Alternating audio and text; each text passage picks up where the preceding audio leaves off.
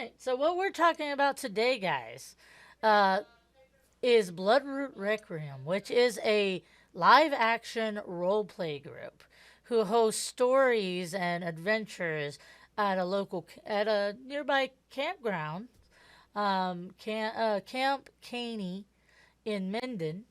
Um, and they have their own rule book. They have a lot of their own system.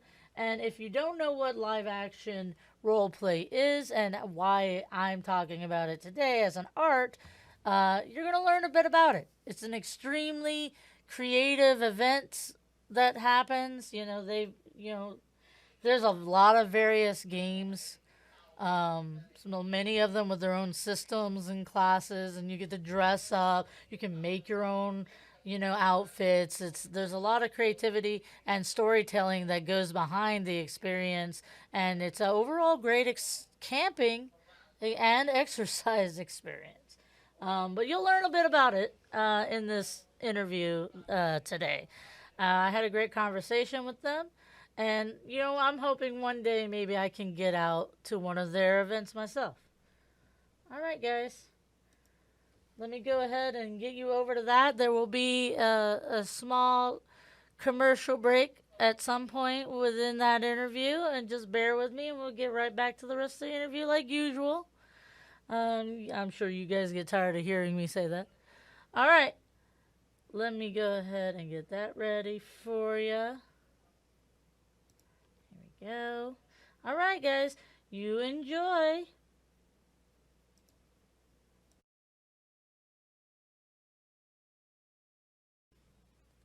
Hello, I'm Brittney Hazelton, and this is ArkLaTex Artistry, where we explore the arts in our area. Today's guest hosts a unique game in which the imagination and physical blends in a full, fun role-play adventures. Go ahead and introduce yourselves. Hi, my name is Megan. I am one of the managers at Gamers XP who hosts Bloodroot, and I am our game runner and, I guess, chief story designer. My name is Jacob. I am an employee at Gamers XP as well as Megan, and I am our physical marshal. I handle most of our combat and our weapons testing and all of that stuff at Bloodroot Requiem. All right. So go ahead and let's start right off the bat. What is LARP? So, LARP is, as its name, live action roleplay. So, rather than sitting around a table with your friends playing D&D or Mutants and Masterminds or whichever other role-playing game, you get to run around in the woods, you get to dress up in fancy costumes, and you get to beat your friends up with sticks. So it's definitely a lot more intense of an experience than like a tabletop role-playing game. But it is infinitely more rewarding. You get what you put into roleplay, obviously. But it is a fantastic time. It also sounds very immersive. Yeah, finding that immersion is way easier when everyone else is in it. Yeah. There is a struggle to get into that character and get into that mindset and everything like that when sitting at a table. But when you walk into what we call our tavern space, and it's all candlelight and there's draperies and everything like that, it brings you there. It makes you feel easier to step into that. You also don't have the distraction of there's a lot of crosstalk at a D&D table. Yeah, there can be. So especially if one person is having a one-on-one scene with the DM, everybody else is normally, not always, but normally they're kind of having their own little conversation. You've got the comments from the peanut gallery back here. There's a lot less of that in LARP because everyone's kind of invested in the story. Very nice. So what kind of stories and adventures do you guys hold during these? So we are a high fantasy LARP. Okay. So fantasy is in my blood. I don't do like sci-fi and all of that kind of stuff. So we're very much, magic and elves and dragons. And like when you think high fantasy, like Aragon level kind of stuff, Lord of the Rings, is kind of the type of thing we do. But we also really focus on, especially right now, where I would say Bloodroot is in its building phase, right? So we're 2 full games in. And we've had a few one-day events. We've had some virtual events. But as far as weekend events go, we've had 2 good full weekends. So we are in what I call our building phase. And the stories that we are telling right now reflect that. We are building the community of Bloodroot. We are building off of player backgrounds, and we're kind of slowly exploring the world that we're in. Very nice. So like we have a 1-day event coming up that is called the Unquiet Earth. That is, our adventurers are going to look for lost miners and dealing with whatever may have happened to cause those miners to become lost. So right now it's really low stakes, like community focused. Nice. We are in the beginning of the campaign though, so like we're going to build to those grand arcs Oh, and yeah, the big the epic big battles. story, epic battles, And, and- but right now we're building. Very nice. And it's a lot of those stories that they'll have that big background, but they're made up of all these different adventures of every sort. If I could talk, every sort and style. So there's the traditional monster of the week style, where it's hey, new thing, go find it, kill it. There's puzzles. There's mazes. There's everything like that. We try to make it as physical as possible, but at the same time, we don't want to exclude anyone who doesn't just want to go swing a sword. So we make sure there's logic puzzles and art puzzles and mirror mazes and all kind of stuff like that. Yeah, and these events, they are very much way more commitment than just an hour or two. Yeah. Or so. You guys hold these at specific location. What kind of locations do you hold So them our at? main location is Camp Caney out in Minden. Okay. We have 12 cabins that can sleep up to 10 people each, so we can get up to 120 players out there. Nice. It's super nice. The cabins, for one, are fully air conditioned. You have, your own private bathroom and shower in your cabin, which is not typical for a LARP Yeah. site. There's a swim beach. We have 2 big, huge buildings that we get to use for our tavern. So it's and a other full spaces. weekend, Absolutely. you It is camping experience and 100%. role play 100%. experience. That's really cool. I love the uniqueness of that. It's something that we've lacked in our area. I've seen a few attempts to do LARPing here, but hopefully you guys continue that and get those. Yeah, absolutely. And it's definitely like there are, I guess, for what you would call local LARPs, but you're still looking at like a 3 to 4 hour drive just to get to site before you run around all weekend and wear yourself out and you're exhausted and sore trying to make that 4-hour drive back home on Sunday. Oh yeah. So this is a lot more localized. Yeah, that does. It's much closer than some of the ones I've seen, definitely. So, what kind of classes can people play? Are there classes? So we have classes. Do you know about classes? Yeah. So realistically, in our game, classes are really just your jumping off point. We have a long list of skills in the book that's always growing as we're adding more to it. People are exploring more things to do. And one of our main commitments when we made the game is we're always going to help people explore what they want to do and codify that into the system as best we can, as long as it's not completely out of the bounds of what we want to do. So your classes, whether that be you want to fight with a 2-handed weapon, you want to use 2 weapons, a spear, a bow, magic, or just be a complete non-combatant crafter, there's a starting class for that, but that never locks you out of picking other things up in the future. So it's very flexible what you can build. Absolutely. Okay. Our classes are just meant to kind of give you an idea of if this is the kind of character you want to play, these are probably the skills that you want. It's like a starter package. It's a guide. To make it easier guide. for you, but it doesn't lock you out of anything. Oh, really nice. Okay. So, how is LARPing an art? So there is LARP is one of the most creative things that I have ever seen. It is 100% why I fell in love with it. So you not only have the art of the game itself, of building your character and your interactions with both NPCs and other characters in the game and helping to guide the story itself, because our story 100% is guided on character actions. So there's the actual game itself, but then there's also the depths that people go to with crafting their gear, making props.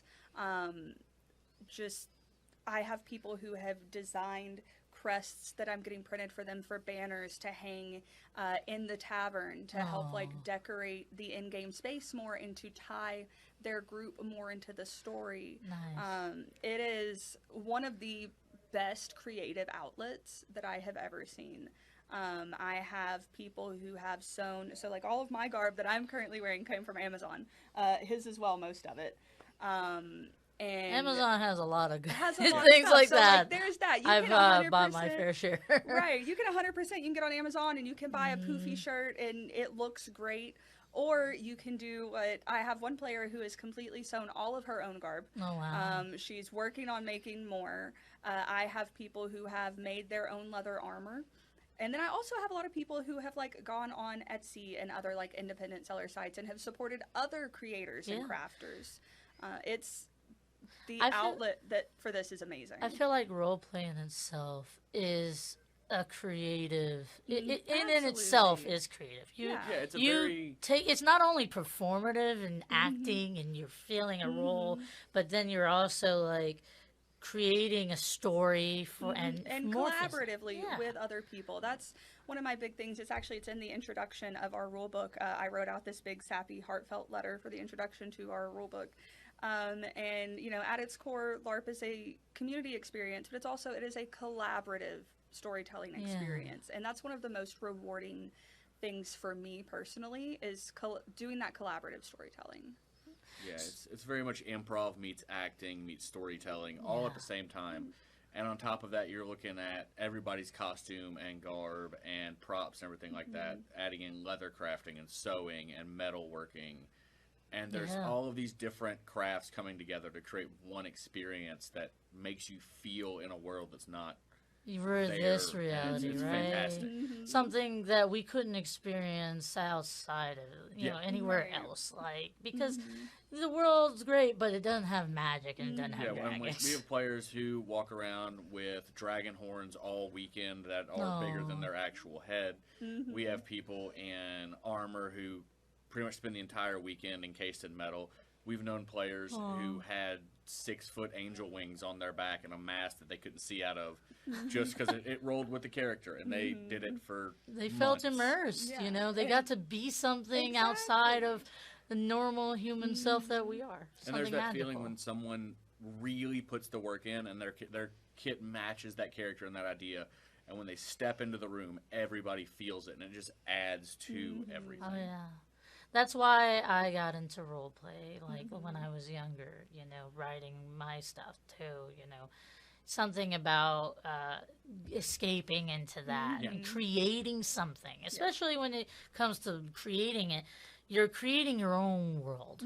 You're making something, and then it's beyond normal artistry. I feel like because there's artists I know, visual artists. They paint realism, and there's nothing that's beautiful. But then there's the artists that paint completely from their imagination, like something fantastical. I feel like that's what LARP is kind of the more fantastical, more in-depth, more creative version, immersive than, just being at a table, Not All right, guys, so here's that short commercial break, and then we'll get right back to the rest of this interview.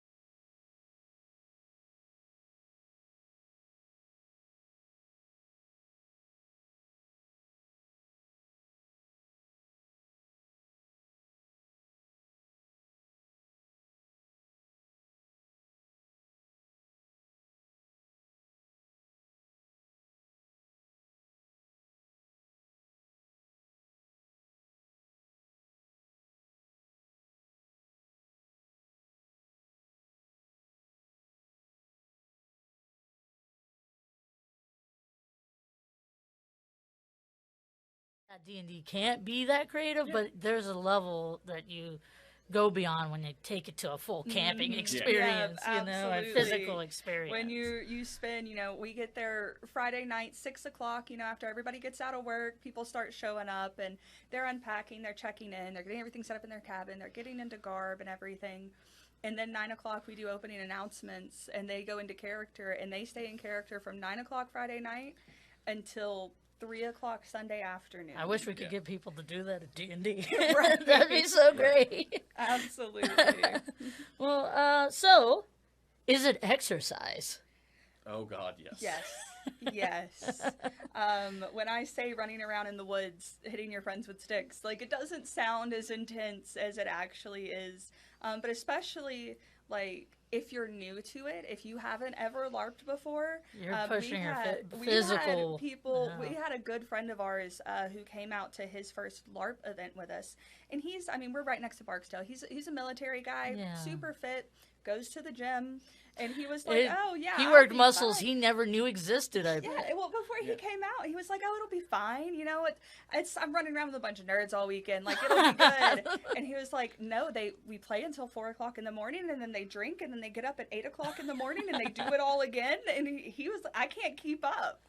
So it's definitely your first few events, if you've never been, you're going to go home sore. It kind of gives you an idea what it'd be like to actually be an adventurer. Yeah, like, you can't just lift weights all day and expect to be able to physically keep up with them. It also comes down to, like, knowing what you want to do and sticking with that, because we have in a world where things are happening.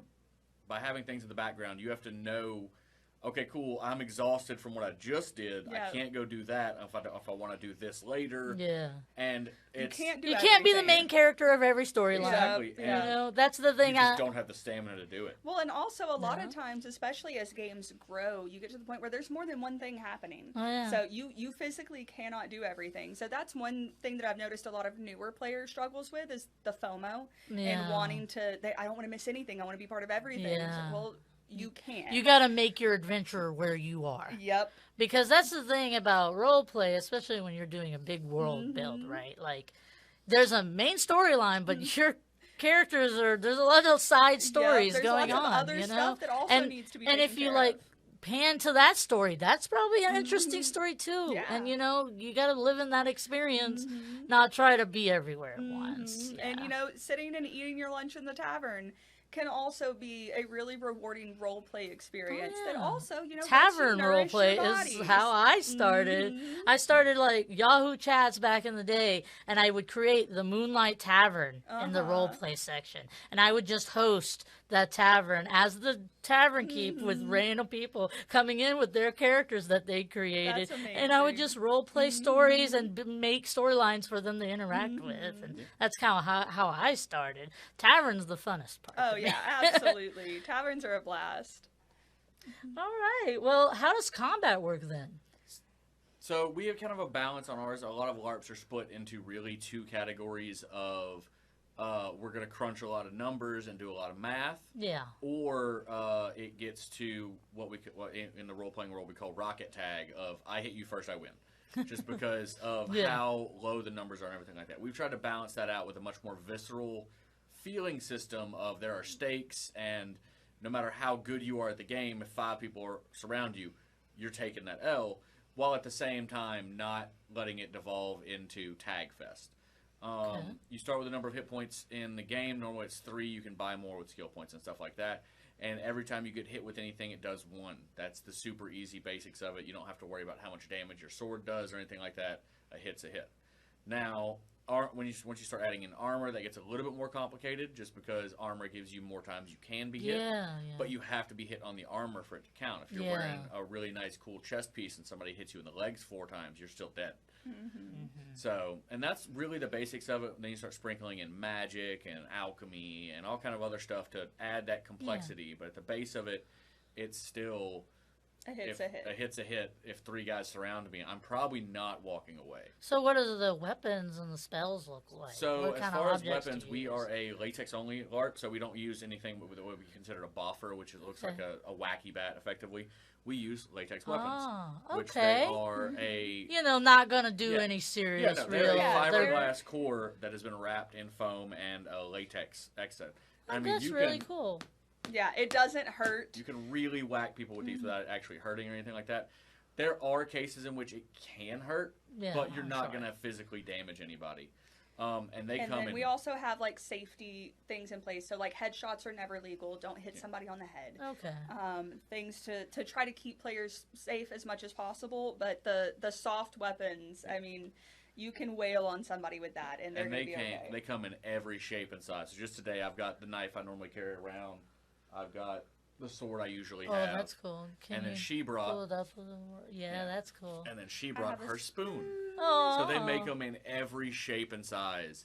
Very nice. there's I feel like that also could be part of the craft. If It you is. make foam Absolutely. Yeah, weapons so and there stuff. is entire subsections of the hobby that are dedicated to, hey, do you need a custom weapon that fits this character Yeah. just right? I got you.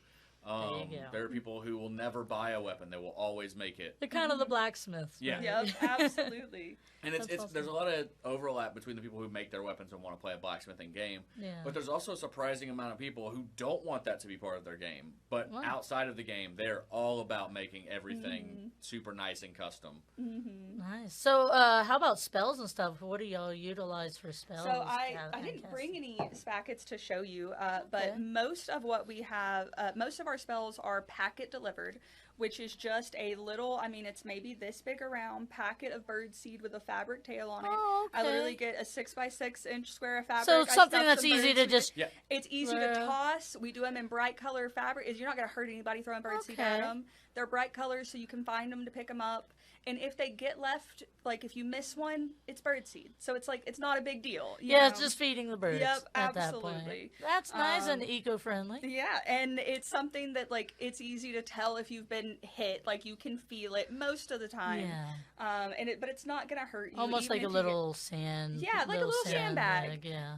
And even if you get hit like in the face with a spacket, it's not gonna hurt. Yeah. You know. Okay. So most of our spells are spacket delivered, so that's easy. And then Nice. we provide spackets. If you want to make your own spackets and bring them, it's not hard. It's super cheap to make. Do you have so- necromancer spells? We have a couple at Yeah. this point. We have Okay. like Speak with Dead and Oh. that kind of stuff. One of our big things for this is we have our like skill list and spell list that we have in the rulebook right now is what everyone has available to them. Okay. So everyone can pick from these to start with. They'll always be available to you. We also have secret skills. Oh. So as you progress through the game and you head down certain paths, you will find skills or spells in game, and a PC might show up and be like, hey, I'm going to teach you how to really, you know, or whatever it is. And so you can really build out and make your character your own beyond just what is in the rulebook at Yeah. the beginning. Yeah, it's really Okay. it rewards people for diving in. Mm-hmm. So there's less of like, hey, this is the best spell in the game. I'm just gonna pick it and throw fireballs. No, if you I have- ever play, I'm just gonna be the necromancer. Yep. It's Yeah. you have I'm to always- I start love out the that. game throwing small amounts of fire and studying it and keeping it Nice. up before you can get to the big Nova spell kind of thing. Mm-hmm. That's cool. All right. So how can someone join y'all's campaign or get informed about what you guys are doing? So if you head to the Gamers XP's website, and it's just thegamersxp.com, and you go under events, you will see there is a tag that says Bloodroot Requiem under events. If you head there, that has links to everything. So that has links to our rulebook. It'll have our next event date there. It also has a link to the Bloodroot Requiem Discord. Okay. That is where we are.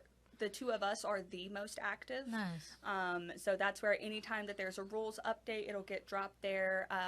When I do a state of the game, which is just kind of an informal, like, hey, here's how things are going, that's hosted on that Discord. When we're talking about events, or if I want to show people the cool new prop that I'm working on that I think they're going to be really excited about, I'll post that there. But that is 100% the best way to get in contact. Very Our nice. community is super welcoming, super friendly, very willing to help out. So, like, if you hop in and you have questions, before I even see your question, there will be 12 people typing to like answer and help you out. So There you go. All right, thank you so much for talking to me. Is there anything else you'd like to say before we go? Well, I know we do have our next event is October 11th is a 11? 1 day. It's Okay. a smaller, kind of an introductory thing, but also a holdover until we get to our bigger weekend events because a lot of people don't want to wait the time in between. Okay. I get it; it's fun.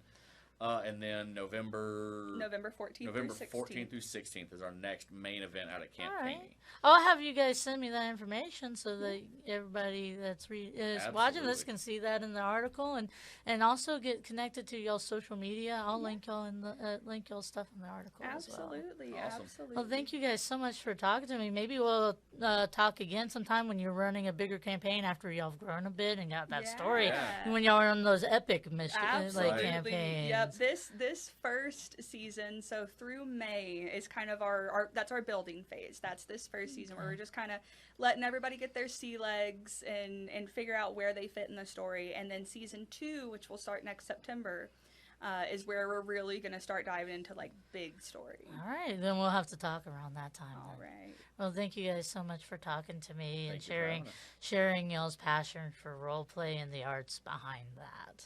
Thank you Thank so much. you. Take care. All right, guys, that was my interview with Bloodroot Requiem. They're really cool people. It's cool that we have something like that here, and I've seen it. I've seen a few groups try to do something like this, but this one, is backed by Gamers XP, and they, have a really big community of tabletop role players, and I'm glad that they're, kind of starting something with the, LARP type gameplay. It's a very interesting thing appearing in our area. All right, guys. Well, thank you again for watching. I'll be publishing the story with the article so you can see the dates. And if you want to check out their website, gamersxp/Bloodroot, and this will lead you to this page, which has their rule book and information about their events. All right. Additionally, guys, don't forget to check out. Let me go to my Facebook. Don't forget to check me out on Facebook. You can follow me here and reach out to me there if you want to. I'm always posting events and stuff that's going on in the area. Like today, there is a block party for the Shrek is hosting October 4th, 10 a.m. to 3 p.m. So it's going on till 3. You have you got a few more hours to enjoy it if you want to go out down to downtown. Cotton and Common Street to enjoy that block party. They're going to have music, food trucks, kid zones, hands-on art activities. But yeah, again, guys, follow me on Facebook. Reach out to me on Instagram. It's Sizica_art there. And then also find more of my content on our Roku, Apple TV streaming apps for KSLA and our KSLA.com, and go to podcast and go to ArkLaTex Artistry from there, where you can find all of my articles and all my videos interviewing artists and creatives in our area. All right, guys, you take care and have a good weekend. The recap for this should be Wednesday at 11, as long as nothing comes in the way. It depends on the station. Sometimes we have things happen at 11 that we can't, necessarily be there for. But yeah. Also, I do want to say a quick thank you to Brittany Pope, who is leaving her spot as the executive director of Bossier Arts Council, and wish you the best for the Bossier Arts Council and finding new leadership at this time. All right, take care, guys.